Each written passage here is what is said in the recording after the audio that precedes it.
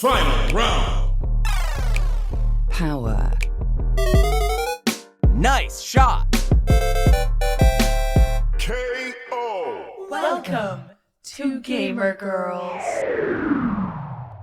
Hi, this is Sana from the Editing Bay. We'll get to the intro to the podcast in just a moment, but before we start, I wanted to give a brief disclaimer before we jump into the episode itself. This episode, slight spoiler if you haven't looked at the title, is about interactive films and TV shows with a specific emphasis on Netflix's interactive films like Bandersnatch and the Unbreakable Kimmy Schmidt versus the Reverend episode. These, as of recording, it was actually very funny. We were in the car after recording the episode and I looked at Twitter and I see that there is an announcement that these two episodes are going to be pulled from Netflix in May. I actually believe that the date for them being pulled has passed by the time this episode will be released. So please note that when this episode releases, if you have not watched these shows or have not experienced them,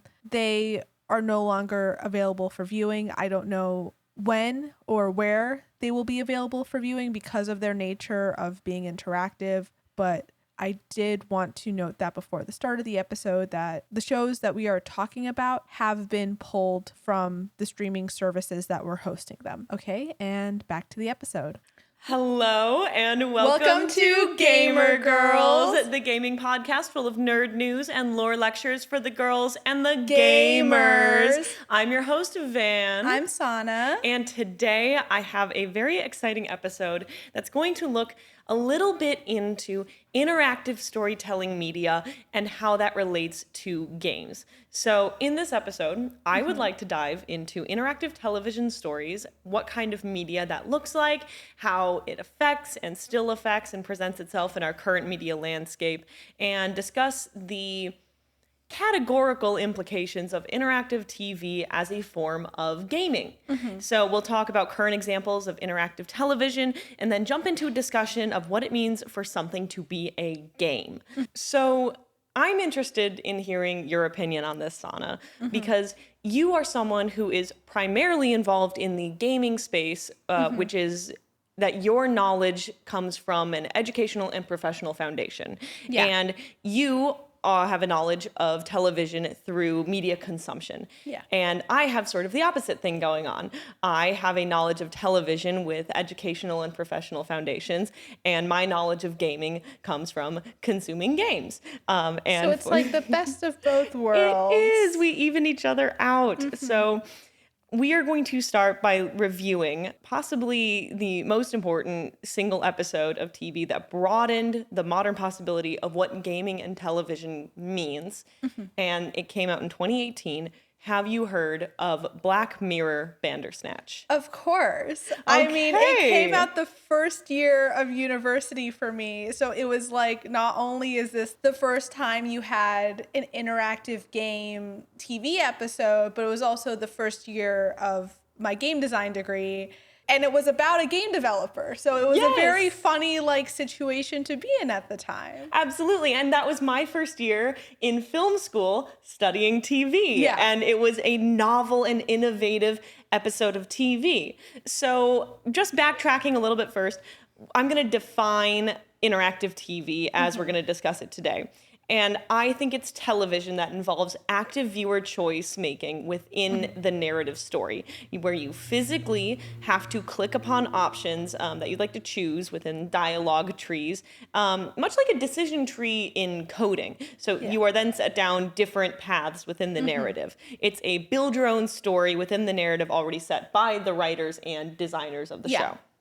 So because the newest season of Black Mirror is out right now and it's really big, I'm just going to say, first of all, no spoilers because I still am not done watching it, and I love sci-fi and I love an interactive sci-fi game. So I'm also not going to provide spoilers for Bandersnatch because I think if you haven't had the chance yet, please check out Black Mirror Bandersnatch. It's not like my favorite episode of TV of all time. Oh, no, but it's still a very well-crafted and novel thing for what it was at the time. And it's very exciting because of how unique it was in that experience. Exactly. Have you seen the rest of the show, Black Mirror? I have seen episodes here and there. I remember I don't remember if it was like the Emmys or the Golden Globes, but I saw that San Junipero was nominated for like almost every single category for like the limited series. And if you're gay, know San Junipero. You know San Junipero. I've never sat down and been like, I've watched them. I couldn't get through the first episode, I'll be honest. If you've seen the very first episode of season 1 of Black Mirror, I could not sit through it. But I've seen other ones here and there, especially the ones that there's a bit more of a conversation around them because they're known for being so well written. Yes, that first episode is very tough. If you know, you know. I am not going to argue against that. It is a show of extremes and it's basically technological dystopias. That's for anyone who doesn't know. Black Mirror is a British sci-fi show. It's an anthology series, so every episode is different and is all connected by a theme of technological dystopias. It is very, very inspired by the Twilight Zone, Lovecraftian kinds of horror. So I really enjoy that kind of thing. I really love the mix between sci-fi, reality TV, and just horror in general. So it was, as a little background information, Black Mirror Bandersnatch was released on December 28th in 2018 and is a direct to Netflix release. So Netflix worked with the production company in order to release this. There was little to no media coverage beforehand, so it hit Netflix and rose immediately into the top 10. It was an automatic hit. And there's a lot of like famous cast members and people involved. So I think you would know actually a lot of the people who are in this show, and primarily I think Will Poulter as one of the main characters, Colin Rittman.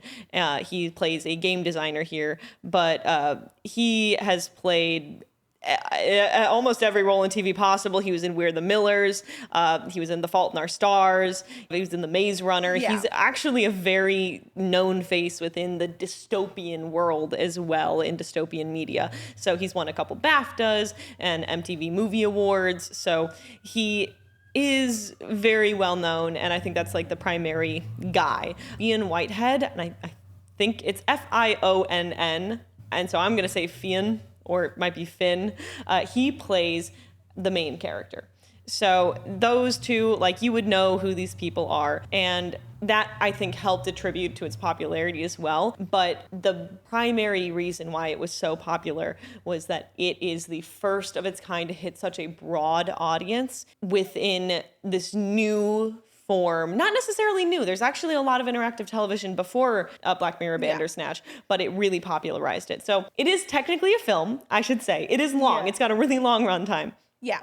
But I am classifying it as television because it fits with the anthology series. It is known to be a part of the series made by the main creators. I'm just considering it a part of that television release. Yeah. So I thought it was very well done. I wouldn't say it's my favorite piece of sci-fi dystopian fiction out there, but it was a very solidly thought out story. There were so many great surprise and suspense and horror elements to it, and it can really connect with the viewer emotionally.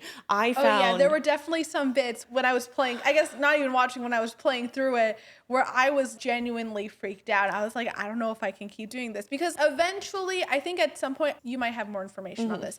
I don't know if you have to hit a certain number of endings before the experience finishes, because I've played it a few times and the ending scenes that I've had were different both times.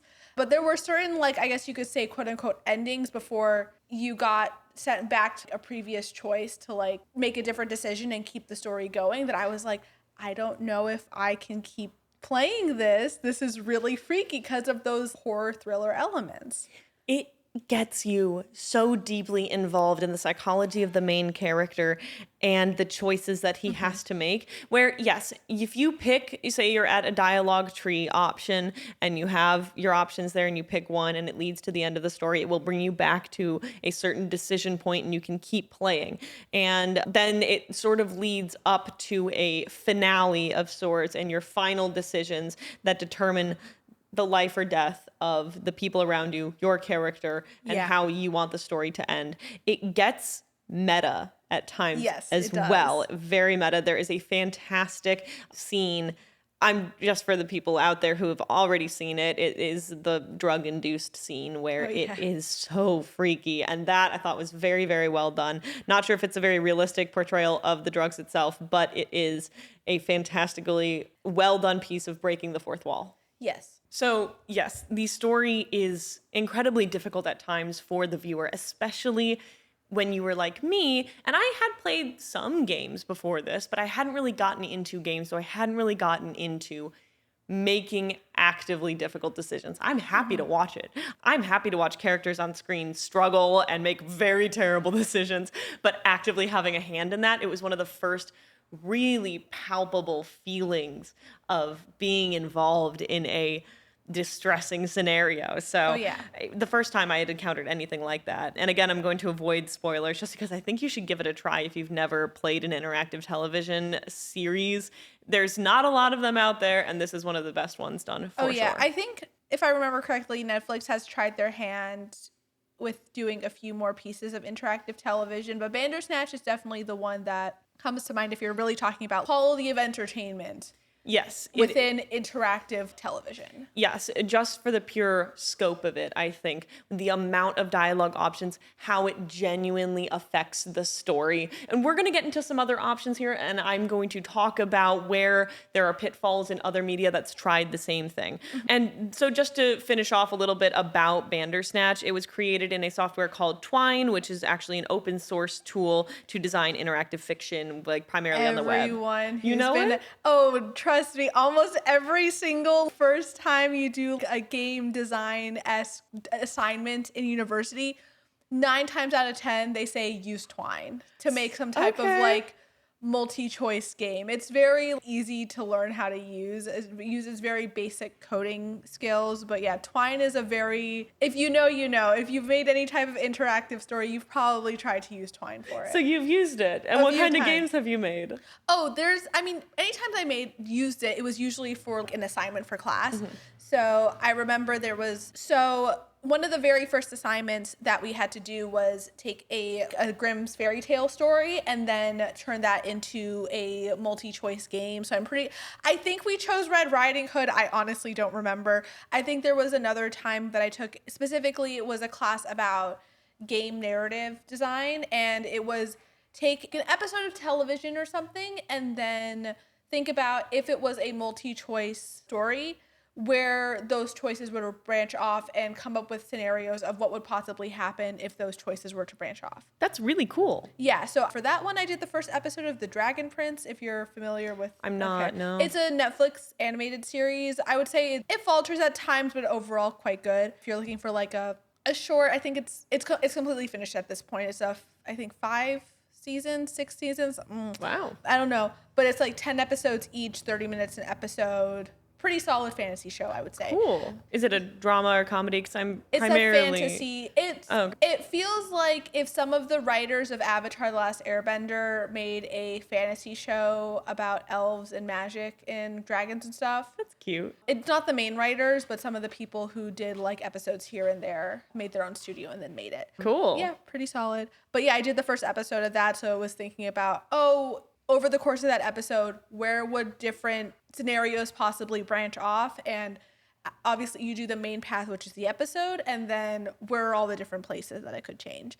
And so that was an assignment as well. And then Twine was used for other less memorable assignments here and Sure. there. Yeah. No, that's really cool. I thought that was so interesting. I took a Python class. It was mandatory. I was not taking it of my own volition, and I'm pretty sure I had one of my brothers do like my actual homework assignments. But I remember learning how to code word games where you would have the different dialogue things. And I actually got a great hang of that, and I created sort of an end of the world simulator. And I got a shout out from my teacher, and that was the last thing I understood in that class, and that was like a month in. Yeah. So that's where my knowledge of how these coding things work ends. So let's broaden the scope here a little bit. Where else do we see interactive TV? So there was a great article by Polygon. It's called Netflix's Interactive Specials Ranked by How Much Your Choices Matter. Now, it's a lot of children's shows. Yes. Is where we see a lot of interactive media. And you start to see interactive media well early on in children's shows. Like, think about Dora the Explorer. It is in part interactive, and I'm saying that with quotes, air quotes on interactive, because there are pauses and you're meant to fill in the blanks and you're meant to interact with the TV screen and guess how to say things in Spanish or repeat after Dora. You see that in a lot of language learning children's shows, and a lot of children's shows aim to do that because it keeps kids engaged and it helps teach them something. So that is a very base form of interactive media in children's media. And this Polygon article goes into a lot of their choices are children's shows that it really works out because children's like games and shows are a huge part of this landscape, especially as technology improves and we have a new generation of iPad babies where their screen isn't something they have to control with a remote. It's clicking on the screen that's 2 feet in front of them. So we have a lot of like, oh, should this character do this or do this? Like there's one about Carmen Santiago and should she steal all the things? And we can see that it is moving into this direction. So like Barbie has interactive shows, a lot of these animated. I believe Minecraft does as well. Right. As I'm about to say it, you read my mind. I'm pretty sure Minecraft Story Mode was the one that came out after Bandersnatch, and that's the only reason why I know it. Yes, and so that is the thing. There's also a Minecraft game called Minecraft Story Mode, which actively includes puzzles and puzzle sequences, and you have to solve and make dialogue and narrative decisions within it, and it plays more like a visual novel rather than a TV series. I'm actually not counting it, though, as one of our specifically interactive television shows, and whether that counts as a game, because they partnered with Telltale Games. So in part, it is created by a gaming company and it is based off of a video game. I think it clearly classifies itself as a game. More than it does a TV show. More than it does a TV show. See. So I think that excludes it from this thematic argument about what is interactive television and can it be considered a game. So did you ever play Minecraft? Of course. Did you ever? Yeah. Okay. Cool. Okay. Cool. So it's basically trying to play as Steve in Minecraft. Yeah. There are other episodes of mainstream television that try to do this. The Unbreakable Kimmy Schmidt has an epilogue episode called Kimmy versus the Reverend. It actually has Daniel Radcliffe in it. And it's a special episode that follows a familiar format and involves the viewer directly into the narrative consequences of the story. And it's cute, but it's certainly not as fleshed out as the Bandersnatch episodes, as the Minecraft story dialogue options. It's goofy and it's fun. I'm just not a comedy person when it comes to sitcoms and things. I'm starting to get into it with like Abbott Elementary, but I couldn't really get into this show, and so I tried watching the interactive and like being a part of the interactive experience, and like the choices are more shallow. It doesn't necessarily affect the ending. It does affect your romantic life, which can be fun, but that's about that for the Unbreakable Kimmy Schmidt's Kimmy versus the Reverend episode. So there are other shows where we see this as well. Bear Grylls actually has a show called You versus the Wild. Interesting. Yes, I believe there are a few episodes out, and you play an important part in how he survives. So the premise is he ends up in these remote locations and needs help to survive. He's forgotten all of his memories or forgotten all of his skills and tools, and you need to tell him what to do. And I think he fits very well into this genre because it's like playing a survival game. And I think the first couple episodes weren't as fleshed out. The choices aren't just as impactful. Yeah. But that is one of the alternative options. Many reality TV shows also include the viewer, and I think in a different manner. I see. Yeah. So I think reality TV also does tie into the interactive television genre because of audience participation, and they've been doing that for years. Because think about it, I think the most relevant example right now would be Love Island, and how the audiences can vote collectively for their favorite couples or favorite people and directly influence who should be inside the island and who should leave, or what couples should go further or not. You see that in Big Brother as well, that social experiment, and where audiences can actually also inflict things upon the residents of the Big Brother house. So that is a form of interactive media as a collective. I don't know if it's in the same category as like Bandersnatch because it's not the individual playing the game. It all depends on what the collective thinks. I guess it's the question of does interactivity versus participation. Yeah, that's the thing. Interactivity versus participation, which we can get into that later. And then just finally, Netflix did try and make like a romantic comedy interactive show where you could like basically play as someone and date all of the men and try and figure out who you like. And it's kind of like a dating sim. So there are so many shows that have this interactive element, and some of them I feel are more validly put into a gaming category than others, but that is a basic understanding of what the landscape is currently and where we're seeing interactive television. So I was thinking about what exactly makes a game. Is Black Mirror Bandersnatch a video game or a game in general rather than just a piece of visual media? So, Sana, are you familiar with a man called Sid Meier? Yes. Okay. Do you know, or can I explain to you who Sid Meier is for our audience? Wait, isn't that the guy who made Civ? Civilization? Yes. Because that's all I know. That's all I know. Okay.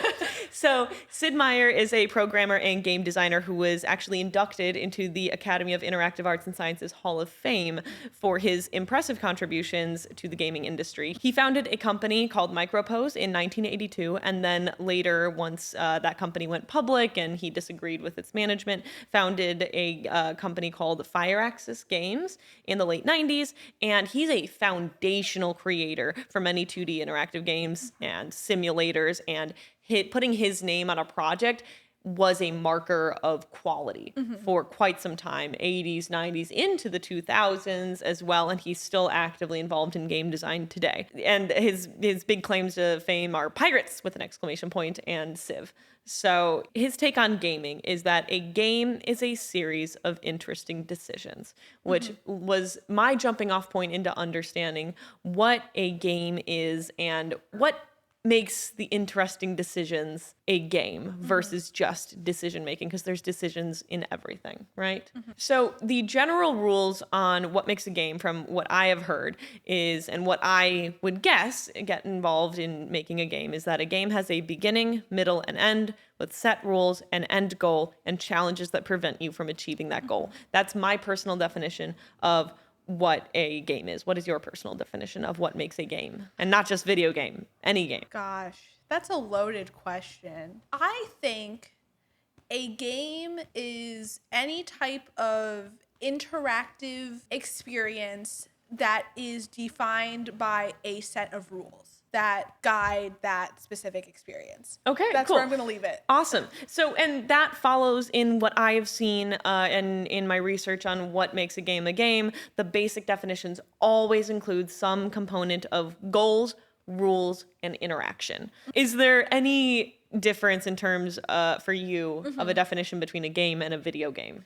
I would say whether or not there is a digital component to it. Okay. And that digital component, is it just the game itself that has to be digital, or does the player also have to interact digitally with the game? I would say, like, does that make sense? That's hard because there is, what do you call it? There's a game, I think it's called like Try Not to Blow Up or something, where I don't think that's actually what it's called. Okay. But it's basically like bomb diffuser simulator. Ooh. But there is like a physical aspect to it. Like I think the one time that I played it, the component part of it that you interacted with was on a computer. Okay. But you had this workbook that you had to flip through. Oh, a physical book? A physical book. Ooh. That was like, if it's, what'd you call it? If there's a keypad code, go to this page. And then you have to follow those directions. But not even that. It's like, if the keypad code is like on like the right hand side of the box, then follow this piece of instruction. So it's like, oh, that's interesting. That is a very cool mix of physical and digital media. So I'm like,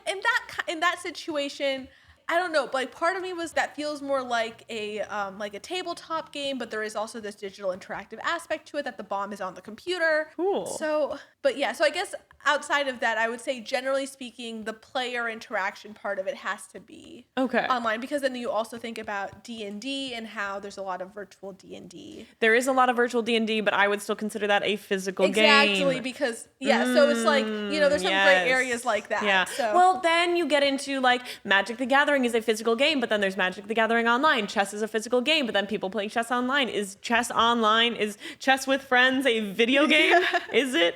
And just for our viewers who may or may not be watching visually right now, Sana's got my cat Creature on her lap, and Creature loves to get spanked. She's a naughty, naughty girl, and she won't accept pets. This is all she really likes a butt smack. And like a smack. I'm talking some hardcore smackage. But I can't do any hardcore smackage because it'll pick it up on the microphone. Yeah, because we're recording audio. Okay, cool. Thank you for that definition. So now moving back into the scope of interactive media, I would like to point out that some of the earliest video games actually are more like interactive television series than games, but they're still classified as games. And my main example is going to be an interactive storytelling animation game that provides choices, just like in Bandersnatch, and it's called Dragon's Lair. Now, have you ever played Dragon's Lair? I am not familiar with it. Okay, so it's an early game from the 80s. It was a series that was mostly interactive animations, and the main character, an adventurer trying to save a princess, makes most of the decisions through choices within animated dialogue scenes. So there was a small element of movement, and there are quick time events. You use a joystick to move forward and backward, and a singular button to interact with the quick time events. So that is the only thing I think that separates it from interactive television as a genre, because it is an animated story and your choices are pretty much just dialogue choices. But it's still considered a video game because you play it with a joystick and there's that interaction bit there. So that does beg the question of how interactive does a game need to be considered a game? So I learned a new word. Do you know what the word ludologist is? No. So a ludologist is a person who studies gaming theory, a gaming researcher, philosopher, anyone who actively applies academic research to games and game theory.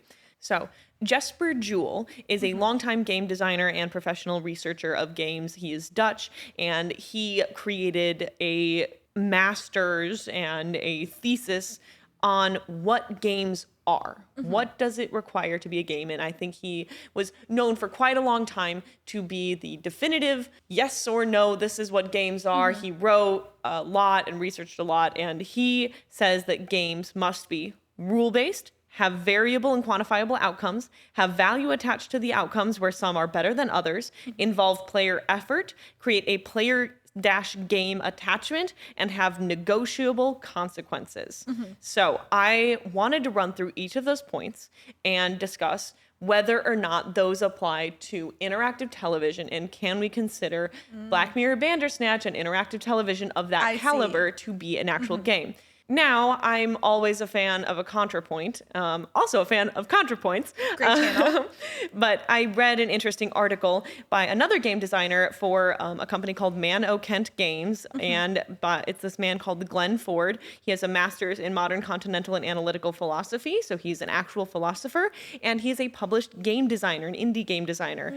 And he argues against some/most of these points and provides great counter arguments in a blog post on his game production company site called The Philosophy of Game Part 1, Basic Definition of Game. So I'll be periodically referring to these counter arguments when we discuss each point. I see. So I would love to discuss each point with you about interactive television and see if it can be in fact categorized as a game. I'm ready. Let's start with rule number 1. All these games have to be rule-based. Do you think that interactive television is a rule-based media? I would say yes, because the rule is that when you arrive at a decision point, there has to be some type of action that is made in order to sway the story. That is a rule. It is one of the only rules, but it is still a rule to facilitate the experience and the interactiveness of the experience. So I would say yes. Awesome. So I agree with that. Yeah. With that. And Ford as well, that indie game designer, he agrees as well. He says the major flaw with Jules' argument is that rules-based can actually apply to everything. He says almost every activity has rules. Without further definition of rules, this element is largely meaningless. And I agree to some extent. Every single social interaction, when I meet someone new, there are social rules put in place. Yes. When within Black Mirror Bandersnatch, there are rules. Sure, your rule is you can pick between certain options. Your rule is you have to pick between these options. And if you go back into the dialogue tree, you are constrained by the game of picking between your certain options. So cool. So yes, interactive television so far is a rules-based game for now. Let's move on to the next one. Variable and quantifiable outcomes. So that means that the games and their choices that you make, they have different choices and they can provide different outcomes. So multiple story paths, multiple endings, that sort of thing. Do you think interactive television has variable and quantifiable outcomes? Oh yeah, 100%. I mean, that's a large part of interactive storytelling is that your choices have consequences and there is an outcome to that. Awesome. So then let's think if you're playing an interactive show and there's a main ending that no matter what you do, you get that ending. Is that considered a variable enough outcome? Because some of these shows that have that, especially in the Polygon article, really emphasize that although your decisions can maybe affect certain things within certain scenes, there is still a final ending. And I guess that depends on how strict you want to make that rule. Because technically speaking, even if within a dialogue, let's say, because if you think about, have you ever played Tales from the Borderlands? It was a Telltale interactive No, but I game. know of it, yes. Yeah. I've played that game multiple times. I've only ever gotten one ending from that. Granted, the things that all lead up to that ending are different. Even if you think about the final battle, who you can recruit for it is different depending on the choices you've made, whether that be whether or not you've allowed certain characters to live or die, or how much money you have to recruit mercenaries to your team. But ultimately, the ending of that game is still the same. So, even in that sort of situation, that is considered a game. Very true. The ending is the same no matter what. Cool. All right. So now, I would say yes. I would say yes. It's still considered a game because the ultimate ending doesn't have to change as long as even small choices change the way a character responds to you because of how you chose a dialogue option. I would say that's still consequence to an action. Okay, I agree too. So far, interactive television is, yes, rules-based, and second of all, has variable and quantifiable outcomes. So Ford counters Jules' argument by saying that having a variable and quantifiable outcome is both too broad and too narrow, which to an extent, any computer game with a single ending, he believes, is ruled out by this choice because there is a singular ending. But I can think of a lot of games that have a singular ending. Yeah. I think of, There's honestly, a lot of linear games that have one way of ending, but I don't think anybody would look at Uncharted and say, that's not a game. I think of iPhone games, like, your little Subway Surfers or your Tetris or something. Yeah. The one ending is just getting to the end. And which I actually, I don't know if that's possible. Those are infinite runners. I don't think infinite runners. Okay. Yeah. No, well. But they're still they still have one singular goal. They're still considered a game. Yeah, they're still considered a game. So the definition, Ford argues, only works if you do not see the process of having a singular ending, and then if it ends the game or you've picked the wrong ending, you have to go back to a choice point earlier in the game and make those decisions. That's if you count that and casually include that in your definition, then it will count. But if you do not include that within your definition, which could be subjective, then it doesn't count. Games with a singular ending do not count. So luckily, Bandersnatch does have variable endings. Our next point, does interactive television, does Black Mirror Bandersnatch have value to the attached outcomes, which means that some are better than others? I mean, Is that important for a game where you have good endings and bad endings or medium endings? I think of my first experience with that is Undertale, where I learned there's a true neutral, there's guess. true good, true evil, yeah. that sort of thing. Do you need to have variable outcomes where there is good or bad, desirable or undesirable for a game to be considered a game? I would say it doesn't, because that kind of go back to the previous point of, does it need to have multiple endings for a game to be considered a game, in which I would say no. I mean, that also begs the question of, is a undesirable outcome, like if there is a game where you can die, like I'll come back to Uncharted for this. Mm-hmm. There's a few sequences in that where you have to fight off some enemies or something. Is dying in that sequence an undesirable outcome versus a desirable outcome, even though there's ultimately a linear path throughout that whole game? I agree with you, but I think I disagree with the rule itself because... That's what I'm saying. I disagree with the Yes. rule itself, because the question becomes, what are we considering a desirable or undesirable Exactly. outcome? And there's also games where you don't die, but you also don't make choices, or like choices that have consequences in any way. I think I agree there. I'd push it even further to say that having a desirable or undesirable, a favorable or unfavorable outcome is entirely subjective upon the viewer. You know, I would say basic example is if you're doing a true good run versus a true evil or genocide run, people would arguably say the genocide run is bad, but then some people want to do that. They have positive reactions to that, where it's like a challenge for them. And so that is not seen as either good or bad. I think that inflicts morality upon a branch of decisions that aren't necessarily morally good nor bad. It is simply a decision to make within the game. Yeah. Okay, cool. This is the one point that I think interactive TV may not pass. Games have to involve considerable player effort or player effort. Do we consider clicking between a couple options effort enough to play a game and enough interaction? I mean, there's a lot of games that are just point and click style games where the only thing that you have to do is make decisions. I mean, I'm thinking about games. I mean, there are like minimal times where you maybe have to move around an area, but for the most part, you're interacting with different options. You're not doing any sort of heavy skill-based action or anything. If anything, the amount of skill is the option that you have to make is time. So you just have to figure out the decision as fast as possible before the timer runs out. But if we take away a timer, if it is literally choosing between A and B. I mean, I feel like that's biased towards different games then, Sure, yeah. because it's still an interactive element. And there are plenty of games that are out there that are not difficult, right? You can think about like There's Cookie Clicker. Cookie Clicker. Do you consider Cookie Clicker a game? Press the button again? Yeah. And you're just clicking. You're making a sweatshop. That's Yeah, yeah.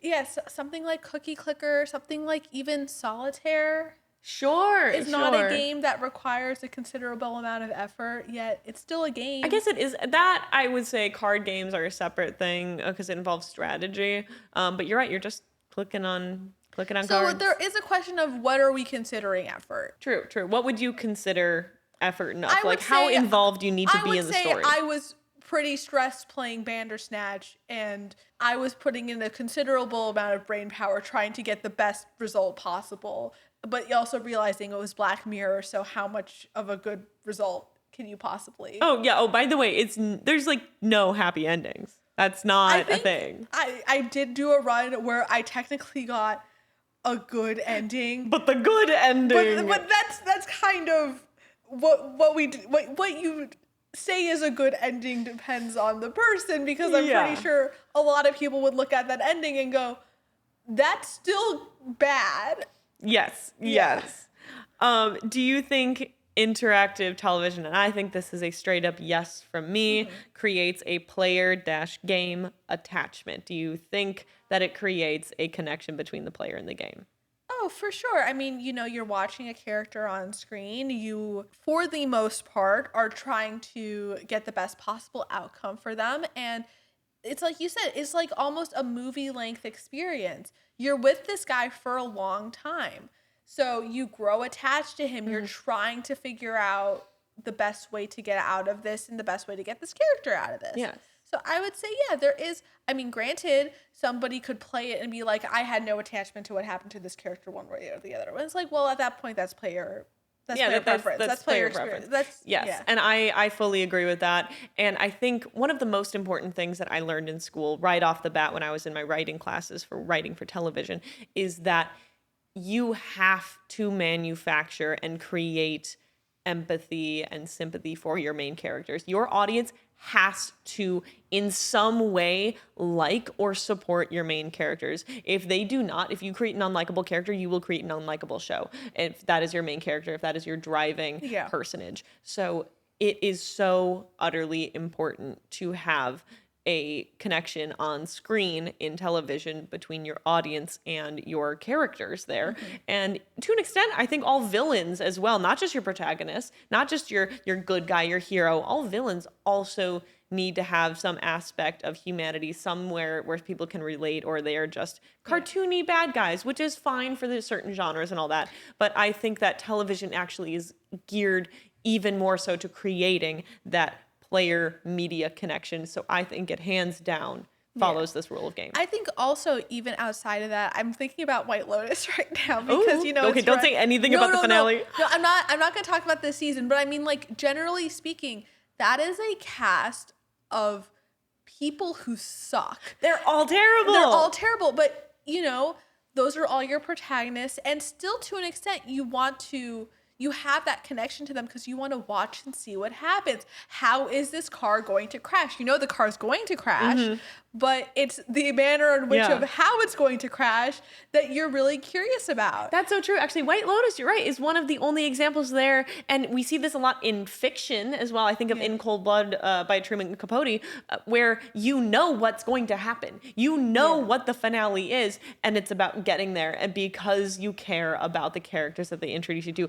or not even just care, but create some amount of connection. Yeah. So I think that, and I have played video games where I'm like, I haven't connected with the main characters. Sure. It's a difficulty getting into the story, into understanding the world, because I prefer story-based games. And I've always found more barrier in that than barrier within characters on screen who may be wildly different or very much quote unquote unrelatable, but you still have that connection with them through the writing and through their character. So I think hands down it counts. So awesome. Thank you for discussing. But we have one more thing. Okay. Do you think that Black Mirror Bandersnatch / interactive games in general have negotiable consequences? Now, negotiable consequences. So this is the capstone and I think most important of Jules' definitions of what he decides is a game, and that is negotiable consequences.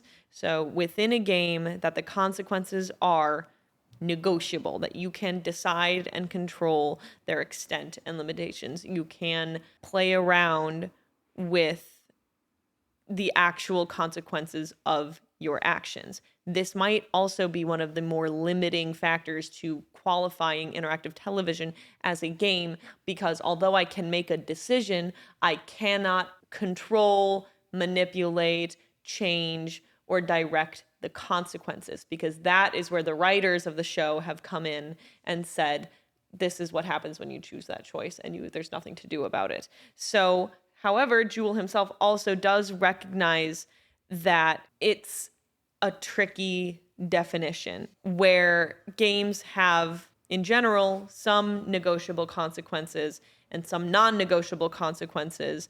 And Ford argues back that all human activities have both negotiable and non-negotiable consequences. So it's hard to apply that just simply to a game, but factors into the idea of winning and losing the game, completing the action versus non-completing the action. And that is, I think, the furthest from the television scene that we can see. Do you think that interactive television has negotiable consequences? Let me know if I didn't explain that well enough. No, you're good. I'm thinking about it in terms of rule number 1, which was, are there rules that are being set out that controls this? My thought is, if we are doing these in order, wouldn't the negotiable consequences? Would the parameters of the negotiable consequences change depending on what the rules are of the game? Would they? I would say they would have to, because if the rules of the game are you choose between A and B, then you would have to consider what are those negotiable consequences in relation to the rules that were set out to the game. Does that make fair? sense? Yes. No, that does make sense. And I agree too. And Ford, my counterpoint, my counterpoint point man here says that each of Jules' definitions are flawed or seem flawed and can have other interpretations. Yeah. And when I was really last night diving deep into the bowels of Reddit to find because I do trust a Reddit user to have very specific opinions on what a game is or game isn't or what a game isn't what a game isn't. There was just so much back and forth on things like, what are rules? What are consequences? Yeah. What is interaction? What is player effort? And it seems to me that you can look at almost everything in your day-to-day life and call it a game. Yeah. So I am of the opinion, after discussing all these points, and let's go back to them just as a little recap. We do believe that interactive television can be rules-based, can have variable and quantifiable outcomes, have value to the attached outcomes, involve player effort, create a player game attachment / a player media attachment, and they do have negotiable consequences, although that is more abstract.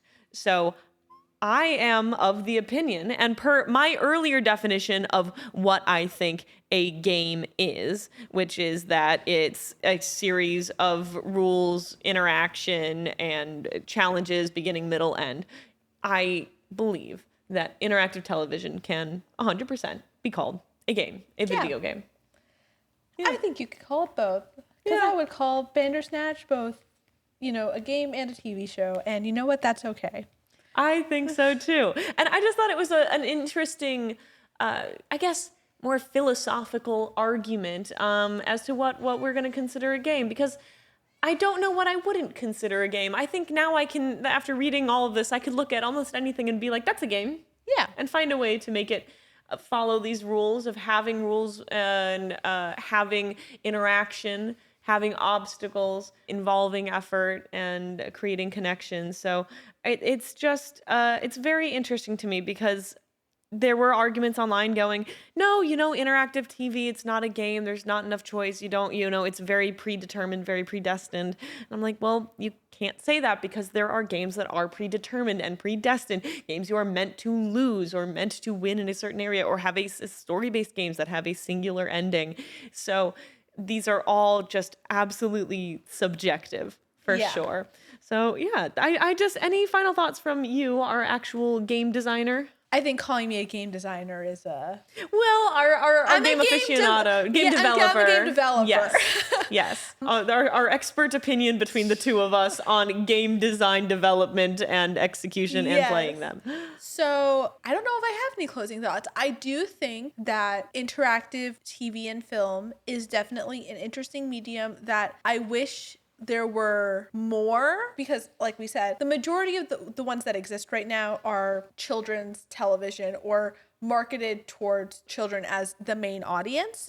It would be cool to see more shows like Bandersnatch that are aimed towards more a mature audience. Granted, I don't think this is the future of film and television. I'm not in that camp. No, because I think there is still a joy to watching something unfold on screen. Oh, absolutely. And not having, and just being a fly on the wall. Yes. But I do think that it would be fun to see more of this content done with a mature audience in mind. I agree, yeah. I think in the same way when people were saying, interactive TV is the next step of your digital television, I think that's in the same vein of people saying, oh, 4D movie experiences is the next step of going to the movie theaters, where it is a fun bonus. I think there should be more of that sort of thing. I think they should develop it more. I think because we haven't seen anything as big as Bandersnatch since it came out in 2018. It is currently, as of the time of filming, 2025.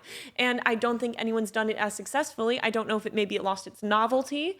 Maybe we aren't as interested in that. And we do want television to remain in its TV lane, where I like television because I can watch characters grow over years and grow with them.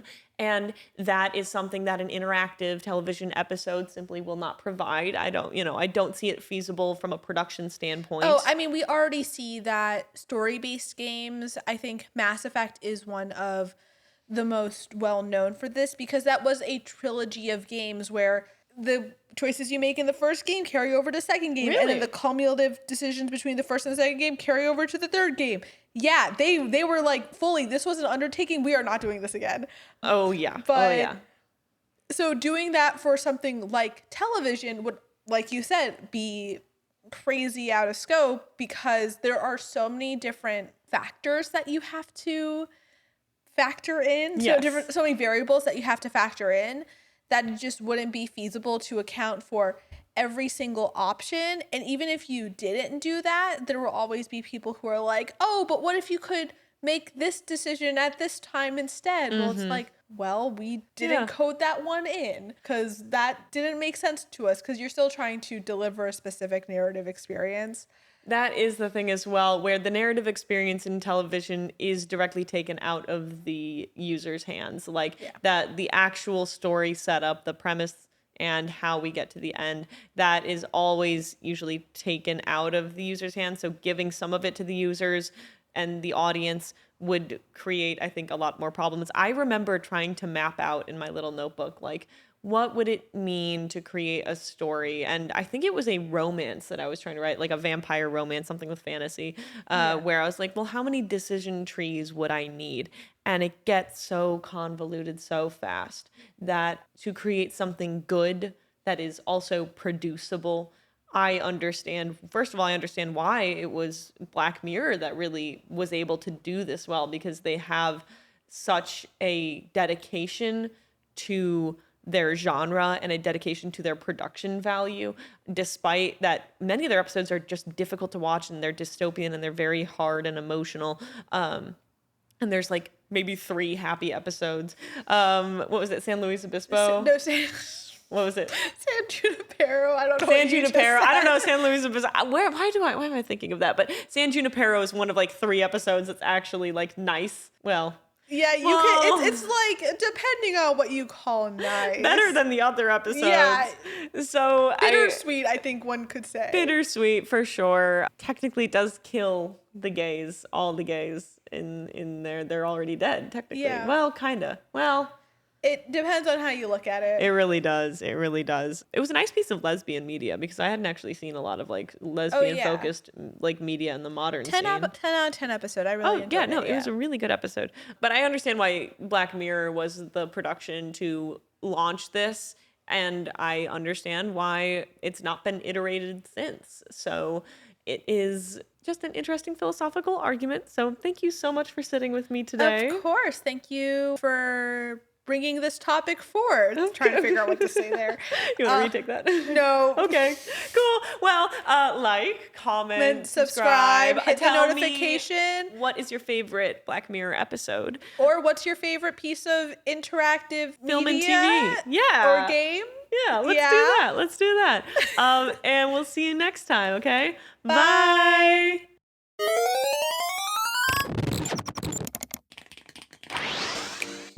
Final round.